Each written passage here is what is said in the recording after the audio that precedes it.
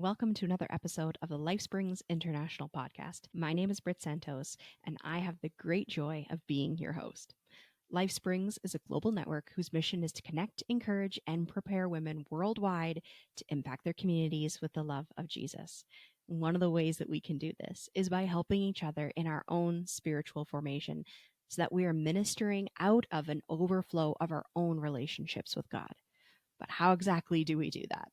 Well, that is what we're talking about now in our second series called Practices of Presence. This is all about the prayers, rhythms, and disciplines that we practice to help us be present with one another and with God, to listen more intently, and as we'll talk about today, just to enjoy the rest that we can find when we are in God's presence. The Bible tells us that God gave us Sabbath as a gift, and it's more than just a Christian thing that you're supposed to do. It's actually essential to a thriving life. We believe this so much that at Lifesprings, we commit to taking a whole month off for much of our meetings and typical work. And in this episode, you'll hear why. Joining us today is Terri LaBrie. She's the leader of the Lifesprings Prayer Ministry, and her work has also led her to head up our weekly devotional, which I encourage you all to check out. I will put a link to that in the show notes. Terri is also really passionate about Sabbath and has worked to structure her ministries in such a way that we can all observe Sabbath together, even if it is for a whole month. And maybe that sounds amazing to you, or maybe you think that that's a little bit crazy. Either way, I hope today's episode will give you some new ways to think about rest. Here's our episode.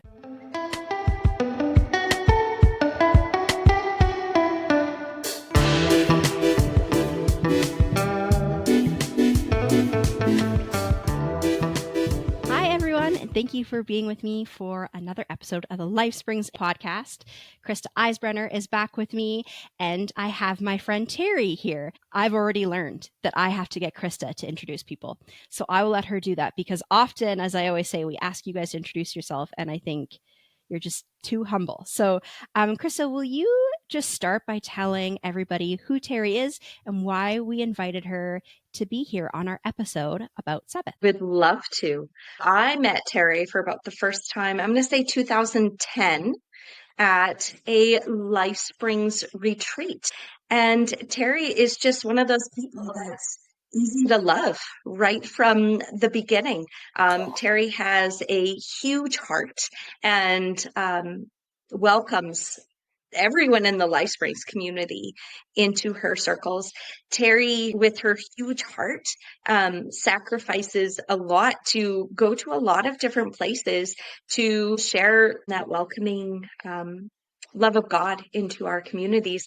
And so, Terri, I'm pretty sure you were at all of the schools in Zurich. I'm pretty sure you went to all of them in Mongolia, in Uganda. I'm not sure if you went to all of them in Geneva and how many other ones you've been to.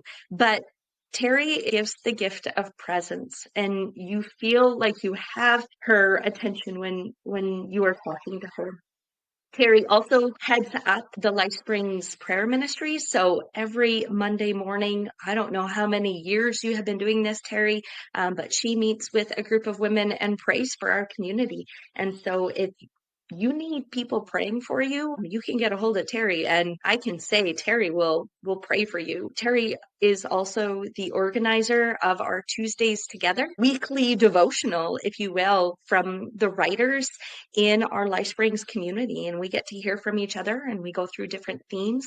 And so right now, I think we're going through like a 15-week series on John 15 and abiding in the vine. And she's also on the executive team. And so it is wonderful that we have such caring and compassionate and generous people that are a part of leading the direction of Lifesprings. So nice. Wow, you're making me a little emotional because you know what we give from what we receive out of a place of fullness, that's how we can give. And I have received so much love from the women of Lifesprings. It has been a joy. I started back in 2009 was my very first encounter. Okay. However, 2007, I was given a prayer assignment by Janice Gutierrez when she was the first speaker. So I actually had started knowing about the community in 2007, but got to see it for myself.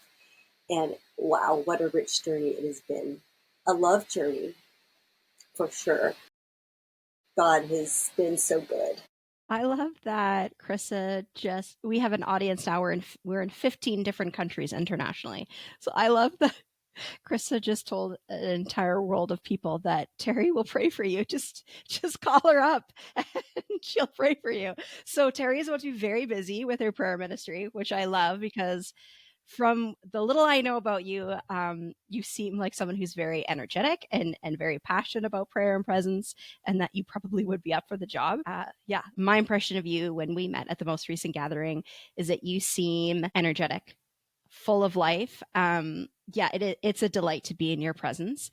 And so it's just really interesting that when we talk about this idea of Sabbath and rest, that I think in general, when you're talking about spiritual disciplines and formation, I think people get this idea of like monks or someone, maybe their picture, and I'm just even thinking about myself, before I was a Christian and people would talk about these things.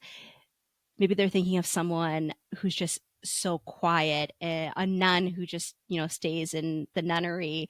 Christa, is that still what they're called? A nunnery? Did I make that up? Convent. A A convent? convent. I I sort of mean, heard that's that very somewhere. Shakespearean. Get thee to a nunnery. But Where we're did I not. get We're that one not. for? Uh, That's we're okay. not going there. Yeah. Terri, you'd be a wonderful nun, I'm sure. I Uh, think you get what I'm I trying to don't. say here. Oh my gosh. Can I? It's time to confess. Can I just say I am the opposite? Yeah, I am not the nun in the quiet nunnery. I am no the way. workaholic. I am the workaholic. I am the go, go, go. I am the do not stop. And so Sabbath has been life changing for me. And it has been the Lord saying, Terri, oh, my love for you. I want you to sit. I want you to rest. You've been working so hard. Come and rest and be with me. And so my passion about Sabbath is full of thanksgiving to the Lord, who gives us permission, who says, you need this. My people, you need Sabbath. It is not, that scripture is famous that Jesus says, Sabbath was for man, not man for the Sabbath, right? And what a gift that he calls us to times of rest. And so, yes, I could go on, but I just want everybody to experience the rest of God, because there's nothing like it. Workaholics, join me in trying it. I challenge you. Yeah. Yeah, and we're going to get into that. I don't know that I would describe myself as a workaholic, but I think I am a productive, like it doesn't have to be work in order for me to convince myself that whatever it's doing must be very fruitful. And we can talk about that a little bit more. But before we do that, for those who don't know what Sabbath is, or maybe I always want to not assume people know things, right? Maybe they're like, isn't that Jewish? Or maybe you've heard it talked about in your church and you're like, but do people actually really do that? I think my grandma did that and turned her oven off on Sunday. Like, what is Sabbath, Terri? Great question. Historically, Sabbath was based on the Lord rested. He created the world and he rested on the seventh day. That's the Genesis description of God taking a Sabbath himself. And there's a lot of people that feel that, that was for them, that was for God. And then we go to the 10 Commandments, the fourth commandment, keep holy the Sabbath day. That people legalistically say, some people, oh, if you are not keeping that seventh day of Sabbath each week without cooking, cleaning, doing any work, then you're messing up. And then others say, oh, that was for then, that's the Old Testament, we don't need to participate in Sabbath. And so there's pendulums of people that swing, right? Legalistic behaviors with Sabbath, and then, oh, we're so free, we don't need to do it anymore. And where I land is, it is a gift from God. It is an invitation. Sabbath is an invitation to rest, because God knows we need rest. And there's the weekly Sabbath that, honestly, again, I confess, that's a battle. Sometimes I have a day of rest in the week, and I cannot say that I've nailed it and that every single Friday to Saturday or Saturday to Sunday, whatever your day is, that I'm faithful at it. But what I've been most successful and faithful with is the breather month of August, thanks to Lifesprings, saying, hey, let's start with, as a ministry, dedicating the whole month of August and taking a break from our meetings, taking a break from our gatherings, our regular appointments that we have, and instead using that time to rest with God. And at first, when we started this practice many years ago, we've been doing it for, I think we started, I don't know, 2011, maybe 2012, maybe earlier, with this call to take August off. And at first, when I started, what Sabbath meant to me was, yay, no meetings. Yay, I'm free. I don't have anything to do in that month of August, and learned that that's not what Sabbath is not just cancel your meetings for the month and tell everybody, see you in September. It is be intentional. And we have our rhythms in Lifesprings, right? The rule of life, the examine, and Sabbath breather month, August, are our rhythms that we use to draw ourselves in place of meetings and busyness to pressing in to be with God. We do for God. Workaholic, as I say, I love to do for God. I love to do for God. I love to pray for people, but I also know for my health, I need rest. I need resting from doing and just focusing. Simple definition, you asked about Sabbath, breathing with God alone, me and him together. And it looks, we'll talk more about how it looks for people. It's different, right? But it starts with that invitation from the Lord saying, come away with me, come rest, come learn from me. And it is the best, but it's hard to do it. Terri, you just said taking a break from some of the Lifesprings rhythms and praying for people. So for one day each week and for the month of August, you just don't pray? Instead, I pray 31 days, not just once a week.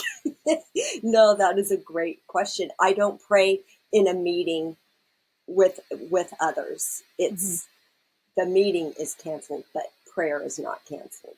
Sorry, no. No way. I think I knew the answer to that. And I mean, I always say sometimes I just like to play devil's advocate, but also why I'm asking is, and it's one of the directions I would love to take this conversation, is as people talk about what Sabbath means today, even within our cultural context, there is so much tied to work and not working, and maybe even an idea of that Sabbath should be restful.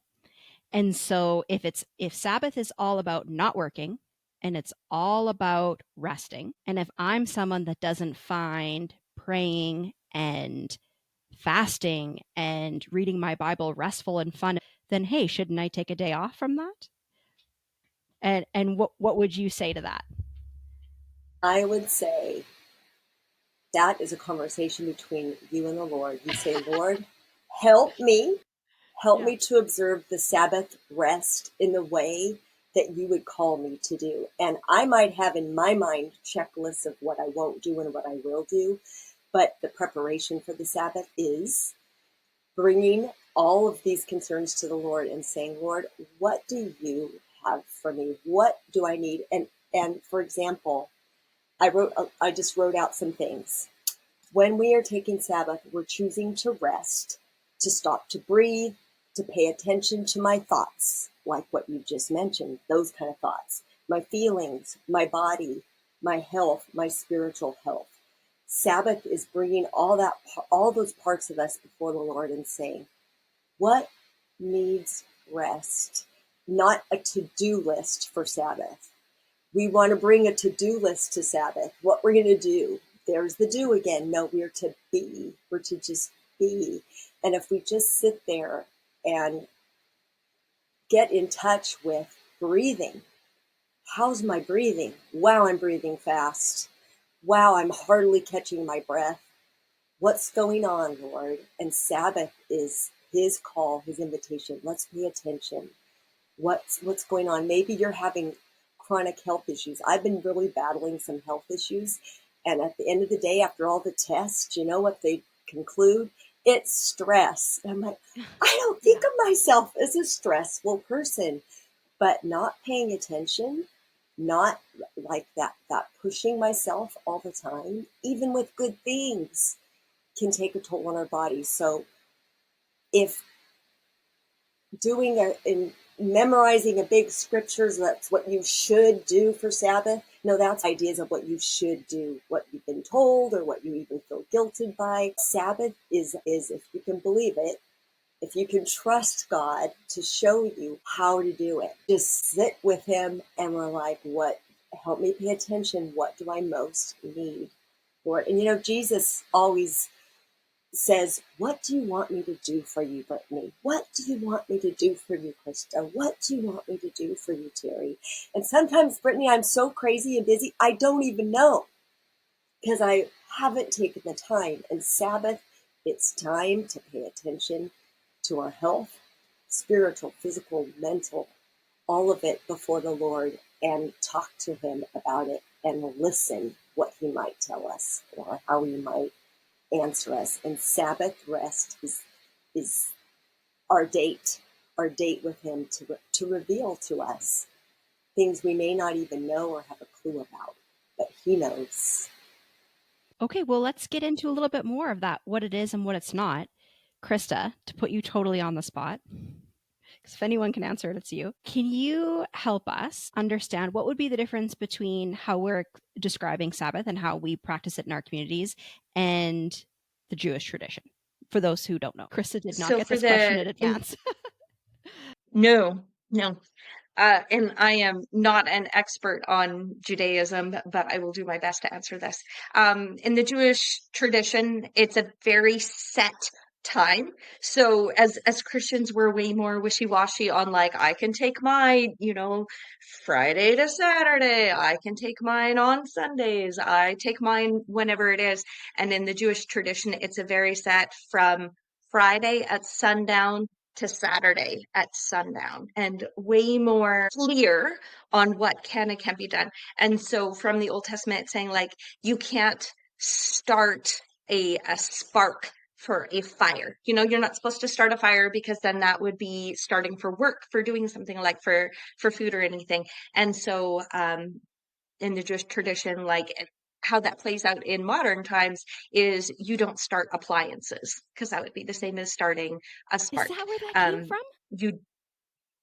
from? Like recently we shopped for an oven, and on the list it said whether or not it had Sabbath mode, and I was like, what? Came to learn that even now at Costco, you can buy an oven with a Sabbath mode, and that just surprised me. Okay, can I just add? I just learned that, Brittany, because I was staying at an Airbnb, and all of a sudden my oven said Sabbath, and I'm like, how do I cancel that? It wouldn't turn on. Everything is disabled. Start a fire. And so, wow, that goes way back to the history of the stove based on the Jewish tradition. Interesting. Right. And so it was not starting a fire because that fire would be starting work. And so this was not working. And so that's also a vehicle because you need to start that engine, and that would be that spark to get the car going. And that's why you always wanted to have a synagogue within walking distance nowadays, because you would not be getting into a car if you were taking all of those Jewish laws still very much to the letter of the law. You would not get into a car and drive to the synagogue for a service. You would need to walk instead. So those are some of the things where, in our Christian tradition, we're like, hey, you know what Sabbath is going to mean for me? It means I'm going to get in my car, I'm going to go to church, and then we're going to go out for lunch. But then we can get into other things about like, well, that's making somebody else work. And so honoring the Sabbath in that Jewish tradition, it was the same time frame for everybody. where in our Christian one, we kind of take that personally, and that's not for everyone. And so sometimes it's like, no, I need to get myself away from everybody else while I do this. Where before it was like, no, as an entire community, nobody does this. And so you're not even making your animals work on this time. Like everybody gets rest. Which is why the Pharisees and the religious leaders were so upset by Jesus, who did things like gather food and feed people and heal people and do on the Sabbath. And so that's a rub, right? From the Old Testament to the New Testament, Jesus saying, hey, man is not for the Sabbath. Sabbath is for man, and a new understanding of what that invitation is. Someone that has lived in a number of different cultures, I always say moving to another culture is like entering a game where you haven't been told all the rules. You will find out very quickly when you break a rule, but nobody will tell you. Like there's no playbook for entering every culture. And Jesus was from this culture, and he knew the playbook. He knew all the rules for that culture, and he was intentionally changing the rules to grab people's attention and remind people, wait a minute, why did God give us these laws in the first place? Why are they there? Are they there for good, or are they there for extra burden? And that has been kind of that rub, which is why we wrestle with this idea of Sabbath, because we're like, we don't want it to be something that we're doing without thinking about it. It's not just an arbitrary rule, but as Terri, you were saying, it's something that's supposed to be drawing you closer to God.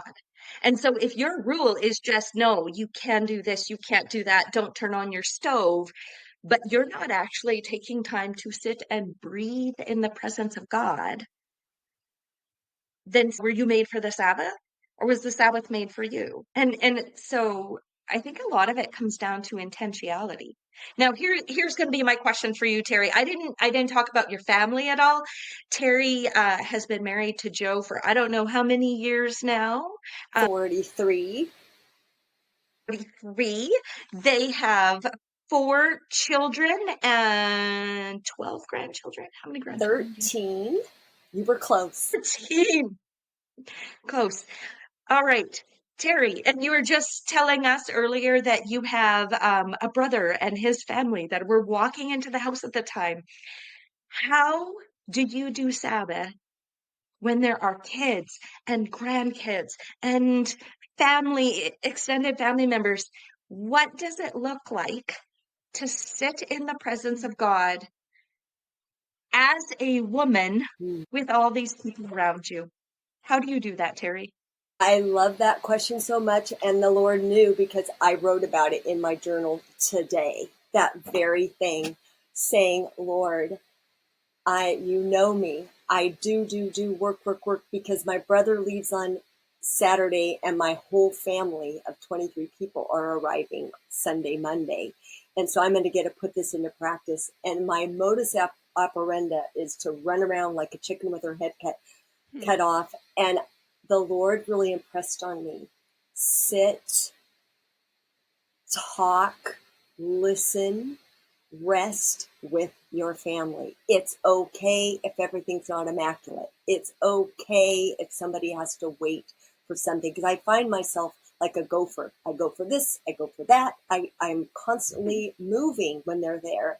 And so I really felt like the Lord was saying, you need to sit and you need to rest and be present with the different family members. Because when there's so many, 13 grandkids are going to be running around, to seize little opportunities of maybe little pockets of 2 or 3 or even 1 aside, to be mindful and intentional.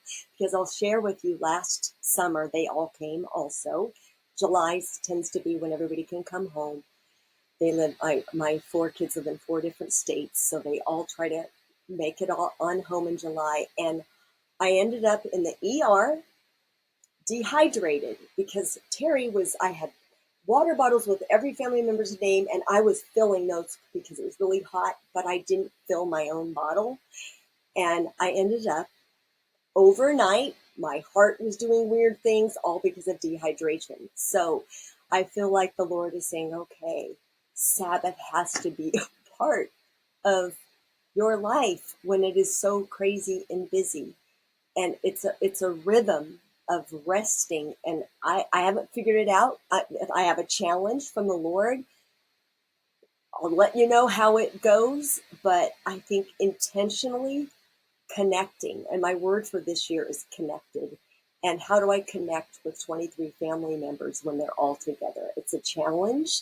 It's hard, but I believe the Lord will give me little opportunities if I'm available. So I felt like today I said, Lord, I surrender. I am available to have some resting time, some downtime alone, as well as with the different family members.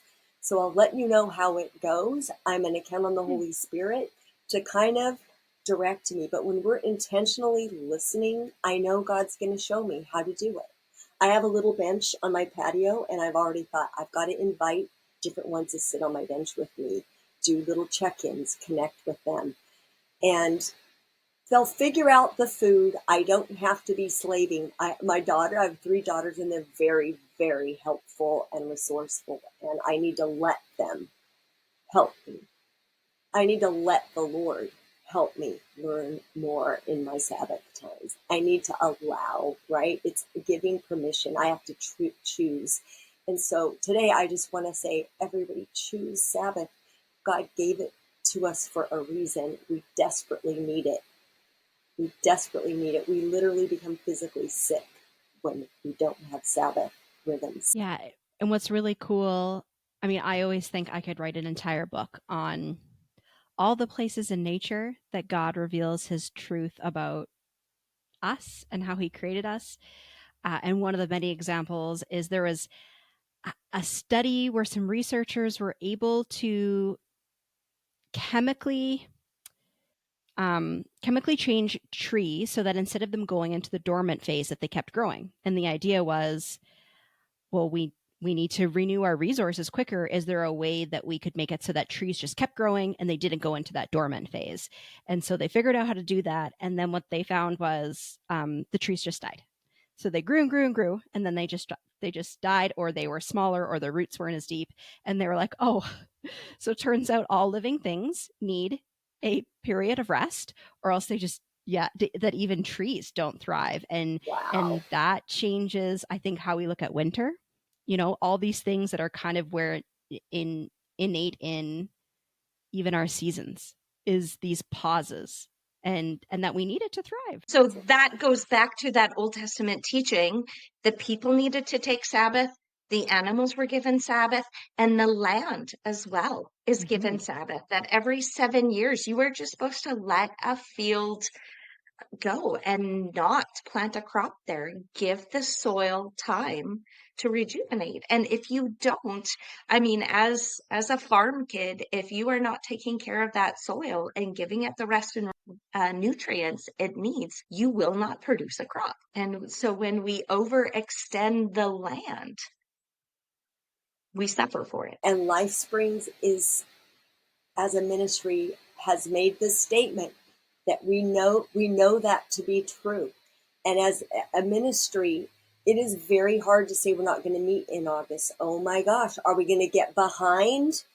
Are what many women that have been planning schools that are going to be coming launch our School of Women's Ministry have wrestled and struggled with, how can we not be meeting when we're launching a school? Surely that cannot be right. And it is the intention of our ministry to say, we are going to trust God. We're going to pause, and we're going to trust that we need Sabbath, that he's given us this idea to take this. Yes, the weekly Sabbath is we've been kind of talking about weekly, but for a whole month out of 12 months to say, as a ministry, we're going to pause. And God has honored our ministry, and the schools have still gone forth. And our ministry has gone forth. We haven't gotten behind. In fact, we're in step when we say yes. to God's invitations for Sabbath rest. And we're encouraging all of our community, not just if you're in leadership with Lifesprings, but anyone that reads our Tuesday Togethers or who stumbles upon our podcasts, who hopefully that's a lot of people. And we're all around the world. We are saying, can you trust God to provide and step out in faith and take a month of Sabbath in August? Yeah. Oh, so many things I want to say about that. One, it sounds quite radical to take a month off, and it is. I don't know, other than Lifesprings, I don't know anyone who's doing it. But as Christa said, in a sense, it's not, because biblically we have this precedent for 1 and 7, right? A seventh day. Pastors in a church quite often are given a few months off every 7 years, and we're saying 1 and 12 we're going to take off. So it isn't even in that sense that crazy. And Christa, maybe you can say a little bit more about just even these examples, because we do, right? We talk so much about Sabbath as the weekly rhythm. And I think for a lot of people, that's the only context that they have for it. But it is so much bigger than that. And it does call us to be formed as a people, not just in how we respond in our work week, but how we participate as a community, how we treat our animals and our resources and even our land, which is really cool.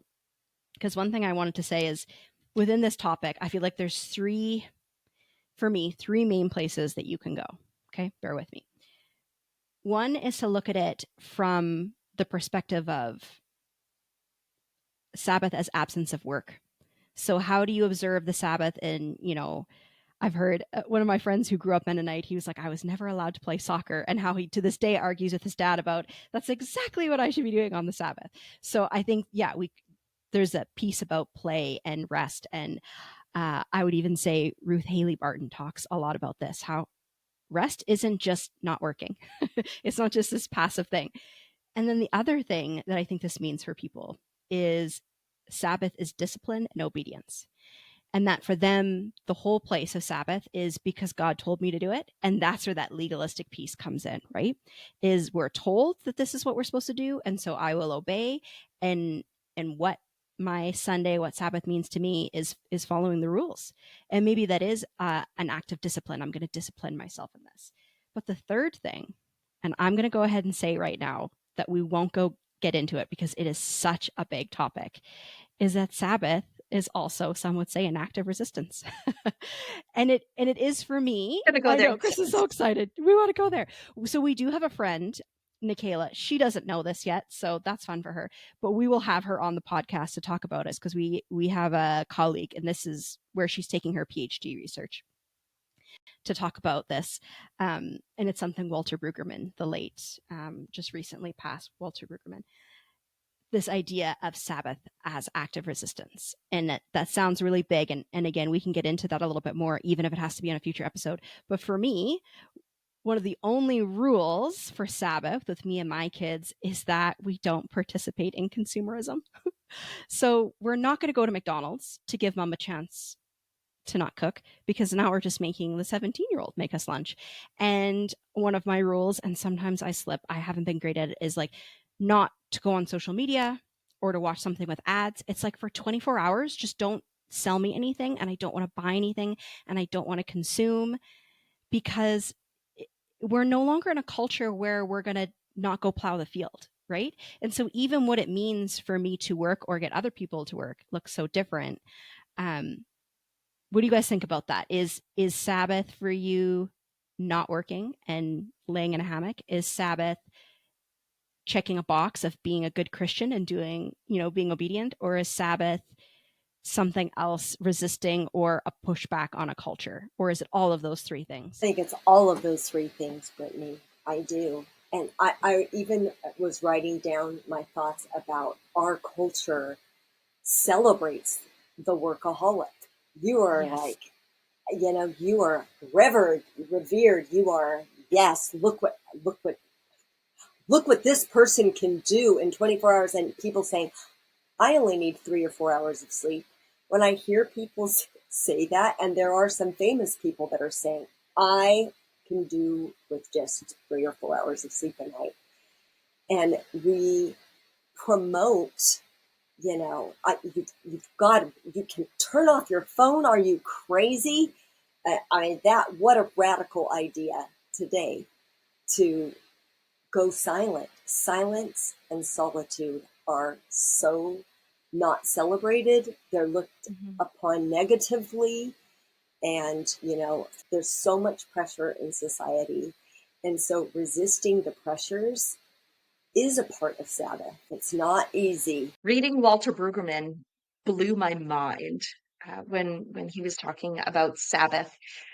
And so for me, like personally, it has always been about doing what fills me up. What makes me feel like I have had that drink of water, like I am being refreshed while I'm doing it.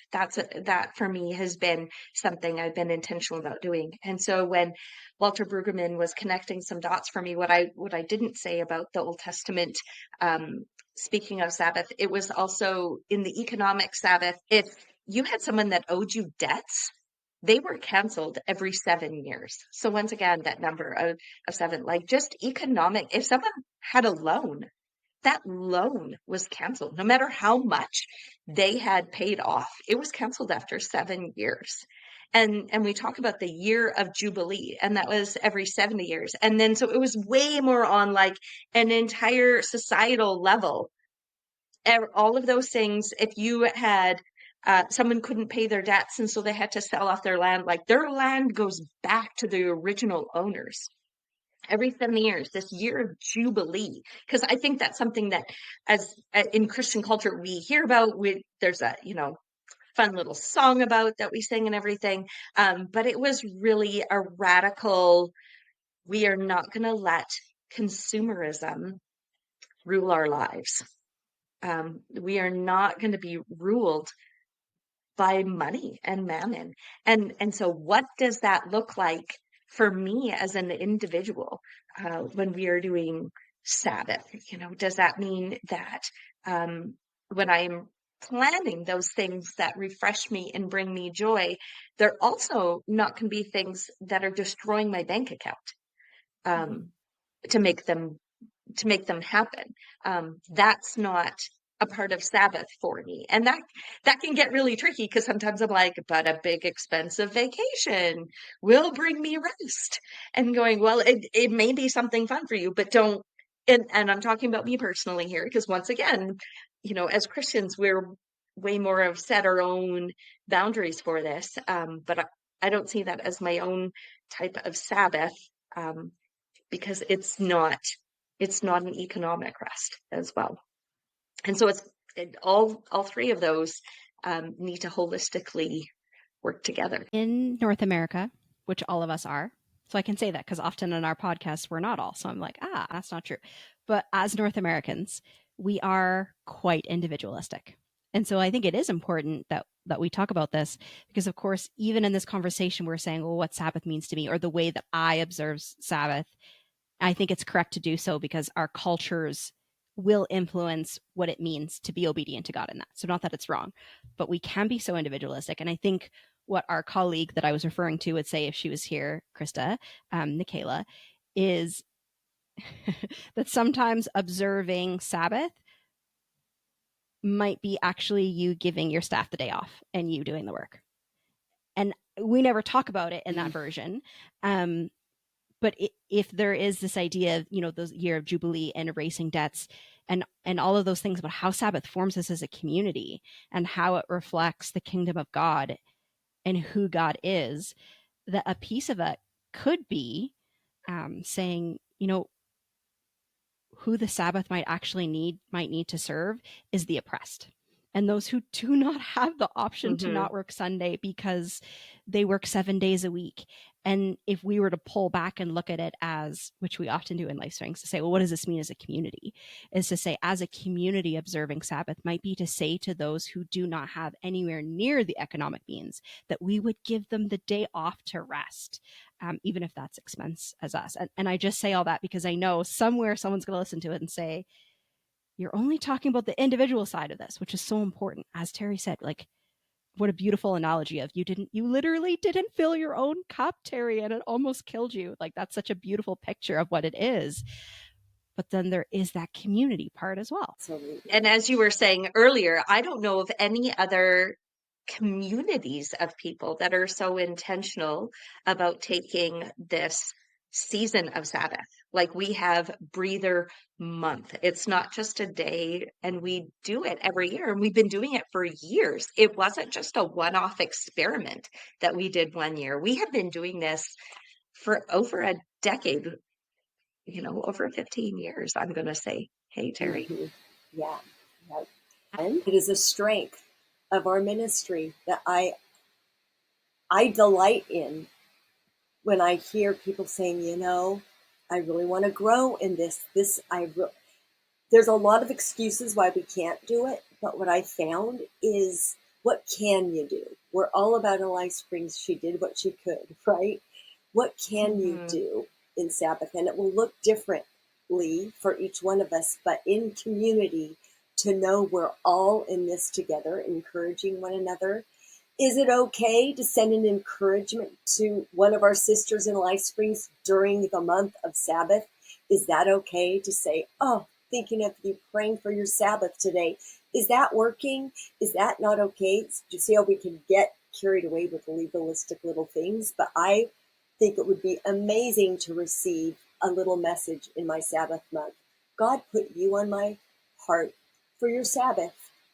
Just a simple little note. Wouldn't that be a beautiful communal? We're all doing it separately yet together, knowing that we're together in this. And I just want to share, I've actually had a couple of gals on our prayer team, their churches, not because of Lifesprings, but have come to this conclusion. And I think both of them said July, their whole church are doing Sabbath, canceling their meetings. So maybe this is catching on. Maybe this is I don't know, we're setting a good example, and our members are taking note when their churches are adapting this practice. Is pretty amazing, because pastors get burned out. That's a whole nother podcast, but pastors need Sabbath too. Lord, let it be that it would catch on. Even if we're not the ones that people are observing doing it, I think we still have a big part to play. I will confess, as probably the newest person in this rhythm, the first time Christa told me, and this was when we were running the School of Women in Ministry, one of the cohorts, that we weren't going to do anything in August. Like, I thought that was crazy. Didn't like it at all. Like, just thought, well, there's actually no way that I can take a month off of. And here's what's significant. And here's where I think our place is people are like, great, we agree. We need to take rest. So what actually doesn't work very well is to wake up on Sunday morning and decide, I mean, you can, and you should. Just do it, guys. Just wake up on Sunday morning and just say no and turn off your phone. But what doesn't work well is to wake up one day a week, to wake up the first of a certain month and say, that's it, I'm not going to work. And I know that's also not what people, in our biblical precedent did either. Part of observing Sabbath is working very hard in the 6 days or the 11 months up to it. I know that's something we do. So for example, we're recording this episode a little bit earlier than we would need to, because we are all taking August off. And it's so significant because, as we've already said, this is a communal discipline. It has to be, because if I say it's actually really important, I need this time with my family, I need this time with God, I'm going to take the month off. And Terri says, okay, well, we're all going to meet, so sorry, you won't be there. It's really hard for me to observe Sabbath because I'm missing out, or I'm feeling bad, or maybe Chris is like, yeah, but Brittany, I didn't plan to take August off. Like, I just can't take the time off, but if you can't do it, fine, I guess. Like, I can't. So, and this, to me, this actually overflows. See, I could talk about this all day long. I get so passionate about it. As leaders, it's so important. I'm so proud of it. It's a very little thing. It shouldn't be radical, and it is, but where I'm working, I instituted a half an hour lunch break. I know it doesn't seem crazy, but we've never done it. What we've always done is you take a break, and then whoever's not breaking covers for you, and then when you come back.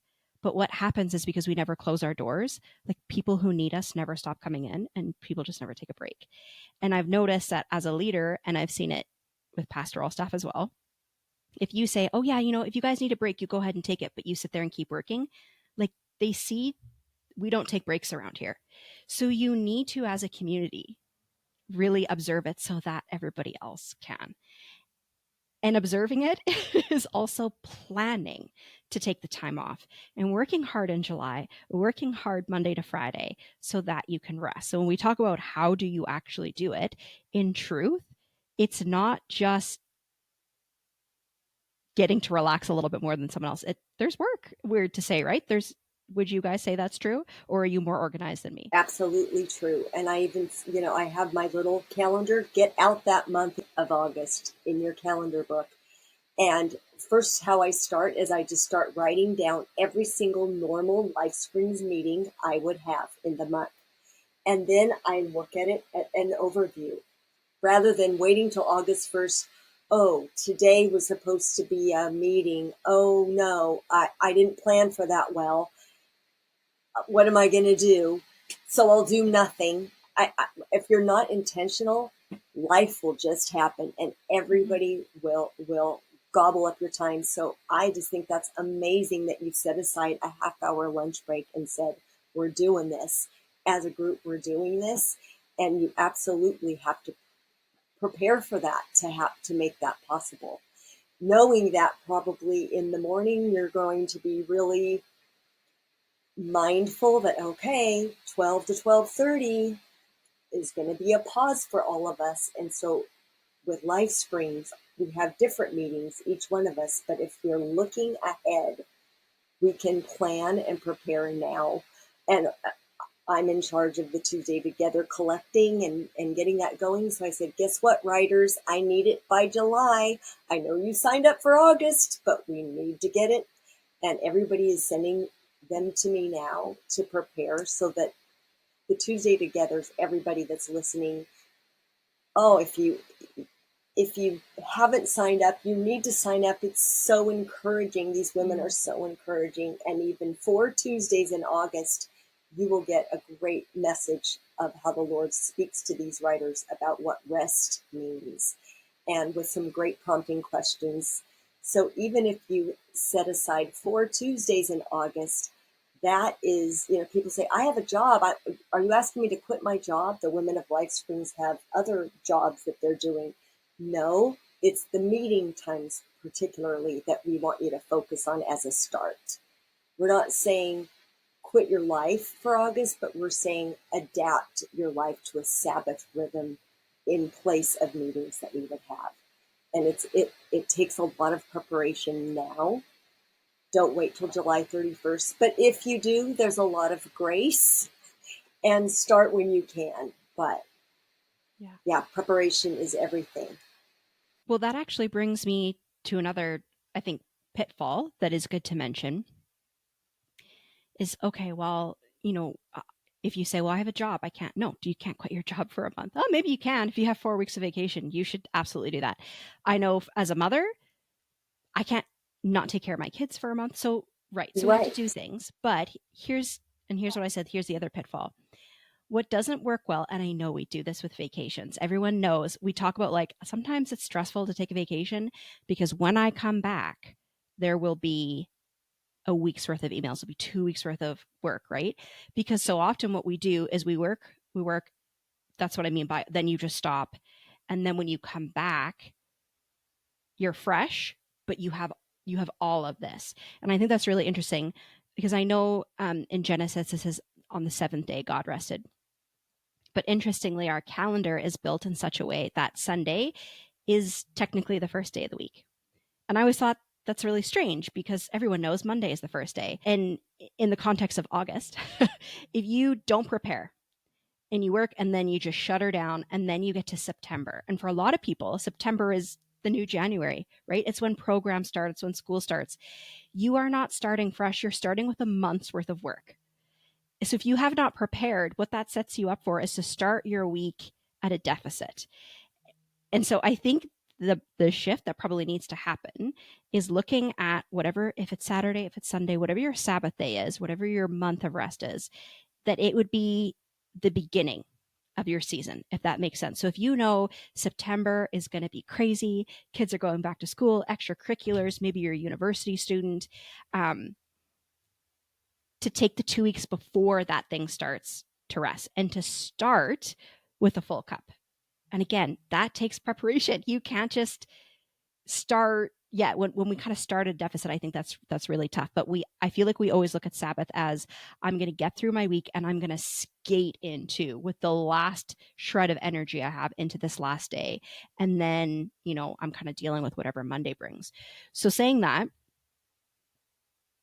how would you counsel someone to do that, to really make it so that your Sabbath is the beginning of something and that you're starting whatever your thing is, going back to school, the next phase, whatever that is, to starting in God's rest, other than just deciding that's what you're doing? Because sometimes I think we say these things and living it out is different. So as I was saying, the Jewish Sabbath starts at sundown. It does not start first thing in the morning. You get up and you're like, okay, now we're in the Sabbath. The way God designed Sabbath, he said, okay, this is starting. Now go to sleep. Yeah. Go to sleep. This is saying. how you start this. You start from resting. And so often we act like Sabbath is a reward once I've worked and worked and worked and worked. And that is not the way it was ever designed or meant to be. We are supposed to start. Our most important work is to rest. And everything we do can be done out of a position of rest, not out of a position of hecticness and getting things done. And then we finally get to the end to crash. We start with rest. Yes. So good, Christa. What a great design. What a great design that God had in plan.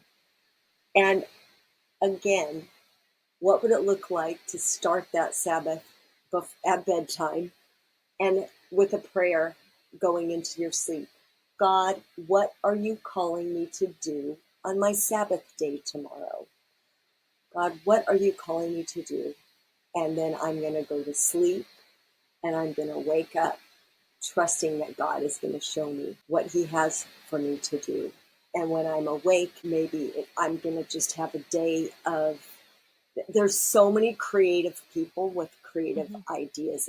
Nature to me is what, if I'm just going to go out and start my day with the sunrise, just a few minutes, go out there, silence, and then I'm going to end my day with an examine at sunset. That's a rhythm God gives us with rest. The sun rests, the sun goes down, the sun comes up. And so that's a simple, is that enough? Is that count? Is that Sabbath? I think so. I think that's just one of many ideas that God gives us to, some people set their watch at 12 noon and I'm going to have a little examine about how's my resting today? Checking in with how's my breathing today? Just simple. My advice is simplicity. Make it simple. Don't overwhelm yourself with a big to-do for Sabbath. How to make it restful. And it'll look differently. Some people don't really like to be outside. I can't imagine that, but there are some that do not like to be outside. And for those of you, maybe it's just a beautiful space. Maybe it's your bathtub. Maybe it's your bathroom where maybe it's your closet. So a lot of people have prayer closets where they can just go in there and be with God. It's finding it. Be creative is what I will say. But don't also beat yourself up. That is not what God's design is for. It's for rest and resting in him and with him. And this is why I kind of was talking about my theory that there's really kind of the three places people go. play, obedience, resistance. And I said, which one is it? My answer is it's all three, but that done well, it's probably a good balance. Because I think if you go too far the obedience side, right, and you look at it only as a discipline, then it's just going to feel too much like, well, I have to do it this way, or I can't do this. And then maybe there's a version where you go too far into, well, this is just about what's fun for me. And, what's fun for me would be to go, on this vacation or to do this and do this and to go out and take everyone for pizza. And then that kind of brings you so far that maybe like, well, what about that piece about as a community? And again, that might move you too far into the individualistic. Another example, I'm going to throw my husband under the bus. He knows, like, he is the one who likes to be prepared before his work week starts. So he always wants to do laundry. And everywhere right now is women listening going, do not complain that your husband just really wants to do laundry. He does. Like, he just wants to get everything done, but I can't rest because he's like, it's hard to sit on the couch when someone's doing laundry and like vacuuming around you, right? So that's that piece of, well, he might say, yeah, but for me, this is how I want to spend my Sunday. And that's what I mean by like, there's always, especially with Christianity, where you can go to either extreme and the sweet spot's kind of in the middle. And so I would just always say to people, like, how do you do it right? Along with other spiritual formation, it depends on you. Like, if you are an extreme introvert, when we talk about silence and stillness, that might be easy for you. But actually, maybe God is pushing you to corporate worship.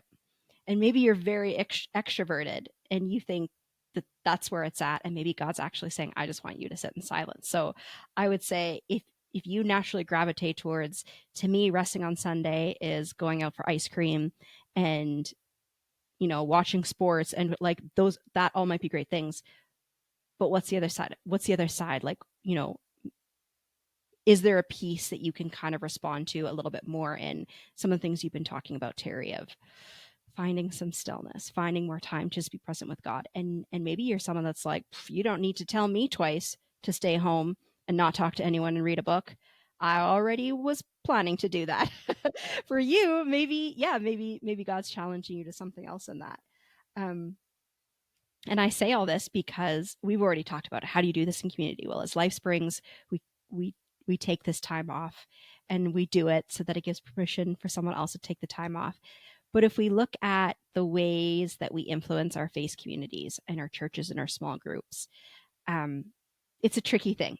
And I'm asking it. I know we're almost out of time, but I'm asking it because it always comes up for me when I was a pastor. They would say, I can't observe a Sabbath because I work Sundays. Maybe they're on pastoral staff. Or people would say, how can I truly Sabbath when church is on a Sunday? And I'm like, if church is that draining for you, we might be churching wrong. But so with the way life looks today within your faith communities, how do you Sabbath and get to church? You're walking, apparently. We're not using engines, but get to church and do dishes after we have coffee at church and all of these things that are part of our Sundays as Christians, and keep the Sabbath holy. Oh, the Friday sundown to Saturday doesn't affect my Sunday church day when I choose that day for my Sabbath rest. And so when I do it, my husband and I, we go on walks, we talk, we put our technology away, and it's Friday sundown. We have a nice dinner together, and then it's not really affecting our Sunday. So is it okay to not do Saturday to Sunday for your Sabbath?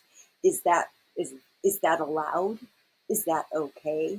Wonder if Wednesdays really are the best. Tuesday sundown to Wednesday sundown is that okay? What do you think? I mean, some people really wrestle with this. It doesn't count if it isn't done on a certain day. I think this goes back to preparedness, that it does not serve your community if, as a pastor, you are not spending time in Sabbath rest with the Lord every week. Like, what are you bringing to the people if you are not spending time listening to the Lord? What are you saying to people every week if you have not spent time with the Lord? So I'm going to say I am not always great at having my sermon all done by Friday. It is a goal. And then to have Friday to Saturday so I can be spending time with my kids on Saturday for that Sabbath rest. And you're right, Sunday is not the day off. Now I get to make that choice because I am an employee of the church. That's way harder for volunteers who are working that 9 to 5 job and then give so dearly on Sundays. And I have told so many parishioners in the last couple of weeks, like, please do take time. Like, it'll be okay. This coming Sunday, we are using canned music because our main musician just went to go see father-in-law out in a different province, and they need to do that. And saying, we're going to be okay. Even if we can't get someone else to cover this week, like, that's okay. And I don't want you to feel the pressure to not be gone over a Sunday. Like, take that time.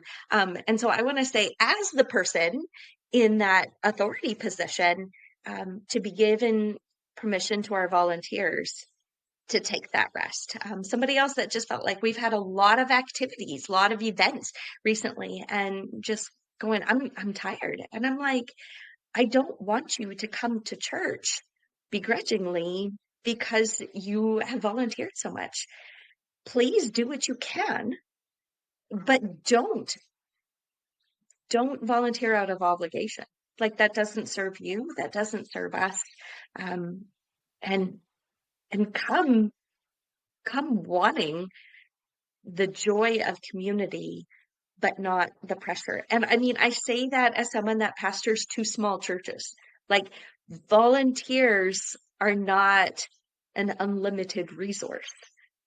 And even in those settings, I want to make sure that it is loud and clear that you need Sabbath rest, and we will be okay. And even if there is no musician for Sunday, even if, something else doesn't get done, that is okay, because I want to make sure that people are taken care of more than the service. We will do fine with the service, and sometimes over the summer the service just isn't going to look the same as it does the rest of the year. And I think God is honored by that just as well as he is by the polished Sunday morning service. There's so much in that. Ugh. I'm like, I need to hold myself back from sermonizing. But okay, I feel like that actually might be the biggest thing. I heard both you and Terri say that, Christa, and you said, yeah, guess what? We're going to use pre-recorded music. And Terri, at one point, I think I heard you say, it's okay if not every meal is made. I have to let my daughters help. So in this, we have to be okay actually with everything not being perfect. And so often, even as when we talk about vacation, I notice whether it's a boss or someone else will kind of say like, well, if you can get it all done, if I get it all done, and that's not the biblical precedent. So, and it's not, because there's something else happening in Sabbath, and it's what's happening when God's people are receiving manna in the wilderness. Is like, you would love to just take it all and store it away so that you have it. And God's like, no, that's not what we're doing. And part of what's happening in Sabbath by saying, I've prepared, I've done the work that I've been asked to do, and good enough has to be good enough, is also saying, and I trust that it will be. I trust that if I don't harvest one more day, if I don't go picking fruit one more day, I trust if I don't work one more day, that actually, you know what? It's not all up to me.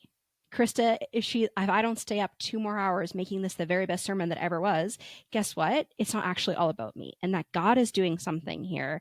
And part of what stopping for even 1/7 of our time does is say, I actually mean it when I say this isn't all on me, and I have to trust that God is doing also the work here. And we can't actually tell people that we believe that if we don't live it out, and say that you only get to rest if everything's done, and it's perfect. Like sometimes I actually think it's okay to say, we're going to use different music. It wasn't the best. We ate leftover chicken nuggets for lunch, and it's actually all the way okay. Because rest was more important and people are more important. It's okay. It doesn't always have to be the very best Sunday service we've ever had. It's just not about that. God's bigger than that. God's bigger than leftover chicken nuggets. That's my sermon. Amen. Amen. Yeah. So true. Ann Johnson is one of my favorite authors, but she says, be bendable. Be bendable. And what I'm hearing you say is we don't have to have the perfection. It's so hard though to let go, but it's do we trust God or not? And He wants our best, healthy, rested selves is who our families need, who our churches need. Our best rested, connected with God selves. That's who we bring to others versus the harried, crazy, frantic, sick, dehydrated person. That's not who God wants us to be. He wants us to be with Him. It's about being. Sabbath is being versus doing. And we try to even make it I caution us because we try to do Sabbath. Mm-hmm. And we need to be in Sabbath, being with God. And it's possible. And our community believes it's possible.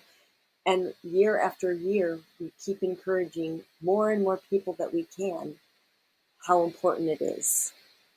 Yeah. Not just that. And that's join such a us. Good point. Come join us and rest. Not just that, Terri. That was such a good point. And it made me think, again, we keep talking about the workaholic. Because and I say mine was like a productive. This is just for me. So I'll just say it in case someone else needs to hear it. Part of what I fought against in Sabbath and part of what I fought against in if I don't work Saturday also, my sermon might not be perfect or this might not be perfect, is I wanted to maintain an image of myself that was this really high level of production that's very polished. I want people to see me as someone who does good work and is successful.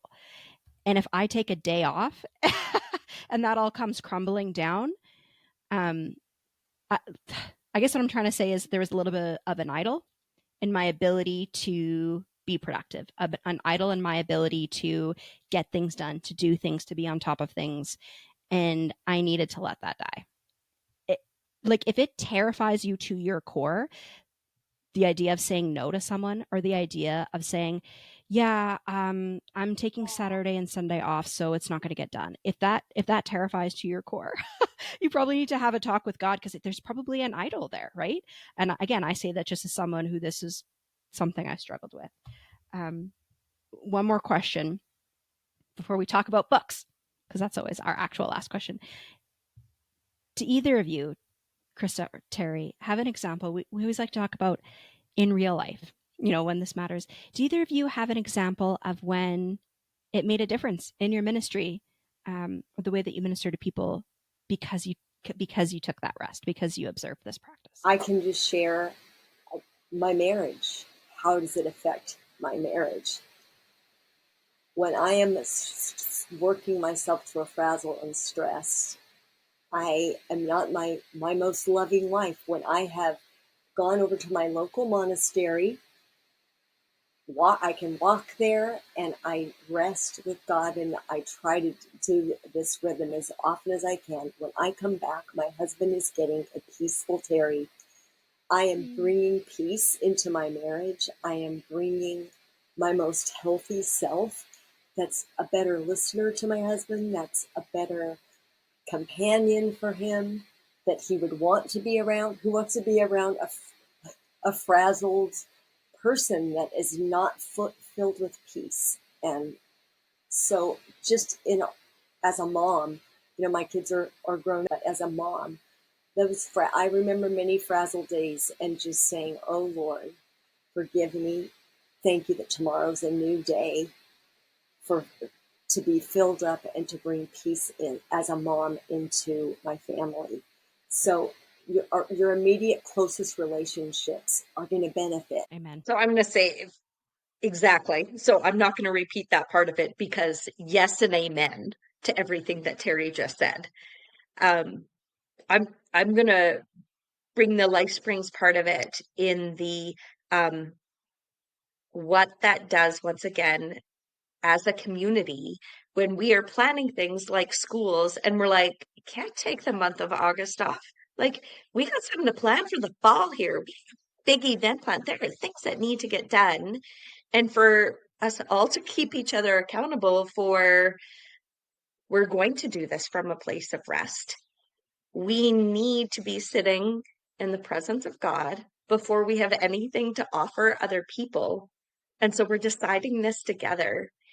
And the joy that it brings, and I think that's why we've been able to come back and keep doing it year after year, is going, we will come into these activities in the fall confident that even though we didn't work at it during the month of August, we're still going to get this done. And we all spent time with the Lord, and we're going to bring that joy together. And so Sabbath is an act of joy. We've talked a lot about rest, but I think it is also a source of joy in our lives when we are truly doing it. And so we talked about the different ways that you can do it and what that means. But I'm going to say, is it bringing joy? And that's going to be a practical outworking of taking Sabbath, either personally and what that has to do with your personal relationships in your home, or what that has to do when you're doing it in community with your teammates. Yes, thank you. That's such a good point, Christa. And yeah, and I'm glad that because that's a really good place to land. I couldn't have said it better than either of you have. So we'll leave it there. And I'll just ask you, Terri, one of the things that we like to talk about at the end of our podcast is just who is influencing you. You're obviously an amazing, wise woman. And so we want to know the people that you are reading or who you're listening to. Well, I mentioned her name. Jan Johnson has just been such a personal mentor in my life. She's been one of our speakers in our schools for School of Women of Ministry. I've attended another school, a Kingdom Living Contemplative Prayer practices, a 2-year program, and Jan was the main teacher. And so her book, When the Soul Listens, I've read it. This is going on now my 4th time. It is just so good, because when the soul is listening to God, that's our peaceful, joy-filled place. And Jan, one of her quotes, she says, in these prayer practices, the curtain of impression management come down. And you talked a little bit about, Brittany, like, how am I going to look? And I just thought, when we pause and take Sabbath, those curtains come down and we're accepted just as we are by God. Here I am. Don't have to perform. He says, just be with me. Just be with me. And so that invitation is spelled out through the chapters of When the Soul Listens, and I'm reading it again. And another favorite author speaker is Priscilla Shirer, and her book Breathe is really, really good. Talks about, breathing. And we have breath prayers as a part of our rhythms now every week. And this book was really excellent. And so I would even encourage maybe a Sabbath type book if you need some ideas and creative suggestions. Jan Johnson, Priscilla, they are great authors. And Ruth Haley Barton, oh my gosh, I almost forgot. What is her title? Embracing Rhythms of Work and Rest. It's her newest book by Ruth Haley Barton. That's one on my shelf as well. So just to add one more. Christa, yes, that's what I was going to say. Sabbath reading. That's mine. It's the one by Walter Brueggemann. So if you are not familiar with him, he was a theologian that has passed in the last month or two, I think it was. And his book is Sabbath as Resistance, Saying No to the Culture of Now. It is 89 pages, so it is not a big book, but man, it is meaty. So I would encourage that one. Now you have to give a different one, Brittany. Oh, well, I'm about to on Saturday. My family and I are going out to, on vacation, spend some time with some family. And so, as much time as I have spent packing like clothing, I've also been going through, but what books am I going to bring? And so one of mine is, that Sabbath as Resistance. And it is a littler book, so I'm sure I'll have to add others. But I guess the other one on my shelf, and it's a bigger book that I come back to anytime I do have time, is Dallas Willard. And his teaching on spiritual formation. Dallas is so good, and it's so thick. I love Dallas. I need time to get through it. So yeah, Renovation of the Heart, and there's even like specific chapters where I'm like, I could probably just hang out here for a whole afternoon. So sometimes I like to save those books for when I am going to have a lot of time to read, because Dallas Willard is not something you read like 20 pages before you go to bed. It'll just keep you up. Your mind will start going. So that's so far what I'm packing. All right, thanks, guys. Again, Terri, I'm really excited to check out that first one you recommended, because it sounds like it'd be helpful for even myself. And as we said, we're recording this a little bit early with the full intention that I will finish getting it ready to go and published before August so that we can rest. So we'll be taking a little bit of time off. But as we said, Lifesprings doesn't actually go anywhere. People can still reach out and send us an email. Certainly, if you want Terri to be praying for you, as Christa said, give us a shout. If you're interested in that Tuesday together, there really is so many ways that you can engage and find community, or even find skills or tools like learn about things of rule of life, that even if you're not engaged with Lifesprings every week, that you can take into your own small groups, your faith communities, your families, just to help you, as we've said, just be more present with each other and with God. And that's what we're going to keep talking about for the rest of summer and into September. But for now, thanks for listening, and thank you both for being here with me today. Bye. Thank you so much. Bye. Great.